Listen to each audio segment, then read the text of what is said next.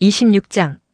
알렉세이 알렉산드로비치와 아내의 대외적인 관계는 변함이 없었습니다. 유일한 차이점이 있다면 그가 그 어느 때보다 공무로 바빴다는 사실뿐이었습니다. 예년과 마찬가지로 봄이 시작될 무렵 그는 매년 무거워지는 겨울 업무로 인해 나빠진 건강을 돌보기 위해 외국의 온천지로 떠났습니다. 그리고 언제나 그랬듯 7월에 돌아와 평소처럼 더욱 정력적으로 업무에 매달렸습니다. 또한 예상된 일과처럼 아내는 여름을 나기 위해 도시 외곽의 별장으로 거처를 옮겼고 그는 페테르부르크에 남았습니다. 트베르스코야 공작 부인의 파티가 끝난 후 나누었던 그 대화 이후로 그는 다시는 안나에게 자신의 의심이나 질투를 입에 올리지 않았습니다. 특유의 조롱 섞인 흉내를 내는 말투는 현재 아내를 대하는 그의 태도에 있어 가장 편리한 방식이었습니다. 그는 아내에게 조금 더 차가워졌습니다. 그저 그녀가 거부했던 그날 자정의 첫 번째 대화 때문에 그녀에게 약간의 불만을 품고 있는 것처럼 보일 뿐이었습니다. 아내를 대하는 그의 태도에는 짜증의 기색이 서려 있었지만 그 이상은 아니었습니다. 당신이 나에게 솔직하지 않았으니 당신만 손해지. 이제 당신이 아무리 원해도 난 당신에게 마음을 열지 않을 거요. 자업자득이지. 그는 마음속으로 아내에게 이렇게 말하곤 했습니다. 마치 불을 끄려다 헛수고만 한 남자가 자신의 무기력함에 화가 나 에잇, 좋을 대로 해라. 어디 한번 타버려라. 하고 내뱉는 격이었습니다. 관직 생활에서는 그토록 예리하고 영민한 이 남자가 아내를 향한 이런 태도가 얼마나 어리석은 것인지 깨닫지 못했습니다. 그가 이를 깨닫지 못한 것은 자신의 실제 처지를 직면하는 것이 너무나 공포스러웠기 때문이며 그래서 그는 자신이 가족 즉 아내와 아들에 대한 감정이 숨겨진 마음속 비밀 장소를 굳게 닫고 잠가버린 채 인봉해 버렸습니다. 그토록 세심한 아버지였던 그는 그해 겨울이 끝날 무렵부터 아들에게 유독 냉담해졌고 아내에게 쓰는 것과 똑같이 조롱 섞인 말투를 아들에게도 사용했습니다. 아하 젊은이. 이것이 그가 아들을 만날 때 건네는 인사였습니다. 알렉세이 알렉산드로비치는 올해처럼 공무가 많았던 적이 없다고 단언했고 또 그렇게 믿었습니다. 하지만 그는 자신이 그해 일부러 일거리를 찾아다녔다는 사실을 알지 못했습니다. 그것은 아내와 아들에 대한 감정, 그리고 그들에 대한 생각 오래 묵혀둘수록 더욱 끔찍해지는 그 생각들, 이 숨겨진 비밀 장소를 계속 닫아두기 위한 수단 중 하나였습니다. 만약 누군가가 알렉세이 알렉산드로비치에게 아내의 행동에 대해 어떻게 생각하느냐고 물을 권리가 있었다면 온화하고 평화로운 이 남자는 아무 대답도 하지 않았겠지만 그런 질문을 던지는 이에게 격렬한 분노를 느꼈을 것입니다. 이런 이유로 누군가 아내의 안부를 물을 때면 알렉세이 알렉산드로비치의 얼굴에는 오만함과 엄격함이 서렸습니다. 그는 아내의 행동에 대해 전혀 생각하고 싶지 않았고 실제로 그렇게 하는데 성공했습니다. 알렉세이 알렉산드로비치의 고정된 여름 별장은 페테르호프에 있었고 리디아 이바노브나 백작 부인은 대개 여름을 그곳에서 안나와 가까이 지내며 그녀를 자주 보곤 했습니다. 그러나 그해에 리디아 이바노브나 백작 부인은 페테르호프에 머물기를 거절했고 안나 아르카디예브나의 집에도 단 한 번도 들르지 않았습니다. 대신 알렉세이 알렉산드로비치와의 대화 중에 안나가 베시나 브론스키와 지나치게 친밀하게 지내는 것이 부적절하다고 넌지시 귀띔했습니다. 알렉세이 알렉산드로비치는 아내는 의심의 여지가 없는 사람이라고 단호하게 말을 자르며 그녀를 꾸짖었고 그때부터 리디아 이바노브나 백작 부인을 피하기 시작했습니다. 그는 사교계의 많은 이들이 아내에게 의구심 어린 시선을 보내고 있다는 것을 보고 싶어 하지 않았고 실제로 보지 않았습니다. 또한 아내가 왜 베시가 머물고 브론스키의 연대 캠프에서 멀지 않은 차르스코에에 그토록 고집스럽게 머물려 하는지도 이해하고 싶지 않았고 이해하지 않았습니다. 그는 그것에 대해 생각하는 것조차 허용하지 않았으며 실제로 생각지도 않았습니다. 그러나 스스로에게 인정하지 않았고 증거도 없었으며 심지어 의심스러운 징후조차 없었음에도 불구하고 마음 깊은 곳에서는 자신이 기만당한 남편이라는 사실을 추후에 의심도 없이 알고 있었으며 그로 인해 깊이 불행했습니다.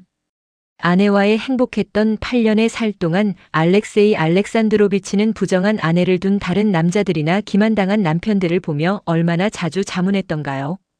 사람들이 어떻게 저 지경까지 떨어질 수 있지? 어째서 저런 끔찍한 상황을 끝내지 않는 거지?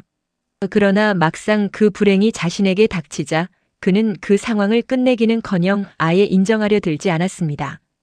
인정하지 않은 이유는 단지 그것이 너무나 끔찍하고 부자연스러웠기 때문입니다. 외국에서 돌아온 후 알렉세이 알렉산드로비치는 시외 별장에 2번 들렀습니다. 한 번은 식사를 하러 갔고 또 한 번은 친구들과 함께 저녁 시간을 보내기 위해서였습니다. 하지만 예년처럼 그곳에서 밤을 보낸 적은 단 한 번도 없었습니다. 경마 대회가 열리는 날은 알렉세이 알렉산드로비치에게 매우 바쁜 날이었습니다. 하지만 아침에 일과를 계획하면서 그는 저녁 식사 직후 아내를 보러 별장에 들렀다가 황실 일가가 참관하고 자신도 반드시 참석해야 하는 경마장으로 가기로 마음먹었습니다. 그가 아내를 보러 가기로 한 것은 체면 유지를 위해 일주일에 한 번은 그녀를 봐야 한다고 결정했기 때문입니다. 게다가 그날은 15일이었으므로 평소 약속한 대로 아내에게 생활비를 건네줘야 하는 날이기도 했습니다. 그는 평소처럼 생각을 통제하며 아내에 대해 이런저런 고려를 했지만 그녀에 대한 생각이 그 이상으로 나아가게 내버려 두지는 않았습니다. 알렉세이 알렉산드로비치에게 그날 아침은 매우 빠듯했습니다. 전날 저녁 리디아 이바노브나 백작 부인이 페테르부르크에 머물고 있는 유명한 중국 여행가의 팸플릿을 보내오며 그가 여러 면에서 매우 흥미롭고 유익한 인물이니 직접 만나보라는 쪽지를 동봉했습니다. 알렉세이 알렉산드로비치는 저녁에 팸플릿을 다 읽지 못해 아침에야 끝낼 수 있었습니다. 그 후 청원인들이 몰려들었고 보고 면담, 임명, 해임, 포상 배분, 연금, 보조금, 메모 등 알렉세이 알렉산드로비치가 일상적인 업무라고 부르는 항상 많은 시간을 잡아먹는 일들이 이어졌습니다. 이어 주치의와 자신의 재산을 관리하는 집사의 방문 같은 개인적인 업무가 있었습니다. 집사는 시간을 많이 뺏지 않았습니다. 그는 그저 필요한 현금을 건네며 자금 사정에 대한 짤막한 보고를 마쳤습니다. 올해 지출이 늘어나 평소보다 더 많은 돈이 나갔기에 적자가 발생하는 등 상황이 아주 만족스럽지는 않았습니다. 하지만 알렉세이 알렉산드로비치의 가까운 지인이기도 한 페테르부르크의 유명한 의사는 꽤 많은 시간을 잡아먹었습니다. 알렉세이 알렉산드로비치는 그날 의사가 올 줄 몰랐기에 그의 방문에 놀랐고 의사가 자신의 건강 상태를 매우 세밀하게 묻고 숨소리를 듣고 간 부위를 두드려보자 더욱 놀랐습니다. 알렉세이 알렉산드로비치는 자신의 친구인 리디아 이바노브나가 그가 올해 평소보다 건강해 보이지 않는다는 것을 눈치채고 의사에게 그를 검진해달라고 간곡히 부탁했다는 사실을 알지 못했습니다. 저를 봐서라도 그렇게 해주세요. 리디아 이바노브나 백작 부인이 의사에게 말했습니다. 러시아를 위해서 그렇게 하겠습니다, 백작 부인. 의사가 대답했습니다. 정말 보배로운 분이시군요. 리디아 이바노브나가 말했습니다. 의사는 알렉세이 알렉산드로비치의 상태를 보고 매우 불만족스러워했습니다. 그는 간이 상당히 부어있고 소화 기능이 약해졌음을 발견했으며 온천 치료도 전혀 효과가 없었다고 판단했습니다.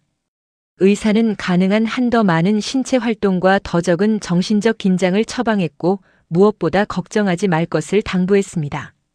다시 말해 그것은 알렉세이 알렉산드로비치에게 숨을 쉬지 말라는 것만큼이나 불가능한 일이었습니다.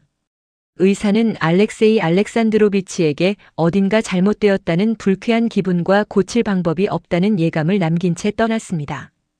떠나던 길에 의사는 계단에서 알렉세이 알렉산드로비치의 비서인 슬루딘과 우연히 마주쳤습니다. 두 사람은 대학 동창으로 자주 만나지는 못했지만 서로를 높이 평가하는 좋은 친구였기에 의사가 슬루딘만큼 환자의 상태를 가감없이 털어놓을 상대는 없었습니다. 자네가 그분을 진찰했다니 정말 다행이군. 슬루딘이 말했습니다. 건강이 안 좋으신 것 같아서 내가 자네가 보기엔 어떤가? 내 말 좀 들어보게.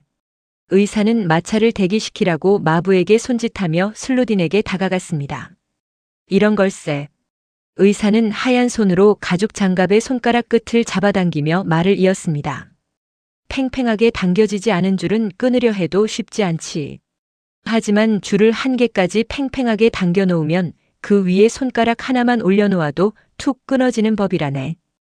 그분은 근면함과 성실한 업무 헌신으로 이미 한계까지 팽팽해져 있어. 그런데 그 위에 외부적인 짐이, 그것도 아주 가볍지 않은 짐이 짓누르고 있거든. 의사는 의미심장하게 눈썹을 치켜올리며 결론지었습니다. 자네도 경마장에 갈 건가? 그는 마차 좌석에 몸을 깊숙이 파묻으며 덧붙였습니다. 그럼 가야지. 시간이 너무 많이 낭비되긴 하지만. 의사는 슬루딘의 어떤 대답을 제대로 듣지 못한 채 막연하게 대꾸했습니다. 많은 시간을 뺏어간 의사가 떠난 직후 유명한 여행가가 도착했습니다. 알렉세이 알렉산드로비치는 방금 다 읽은 팸플릿과 이 주제에 대한 평소의 지식을 동원하여 지식의 깊이와 식견의 광범함 및 계몽된 견해로 여행가에게 깊은 인상을 남겼습니다. 여행가와 동시에 페테르부르크를 방문 중인 지방 귀족 대표의 방문도 보고되었습니다. 알렉세이 알렉산드로비치는 그와도 대화를 나누어야 했습니다. 그가 떠난 후 비서와 함께 일일 일상 업무를 마무리해야 했고, 그러고 나서도 중대하고 심각한 사안으로 어떤 고위 인사를 예방해야 했습니다. 알렉세이 알렉산드로비치는 저녁 식사 시간인 오시가 되어서야 간신히 돌아올 수 있었습니다. 그는 비서와 저녁을 먹고 그를 자신의 시외 별장과 경마장에 함께 가자고 초대했습니다. 스스로 인정하지는 않았지만 알렉세이 알렉산드로비치는 요즘 아내와 면담할 때면 항상 제3자를 동석시키려 애쓰고 있었습니다.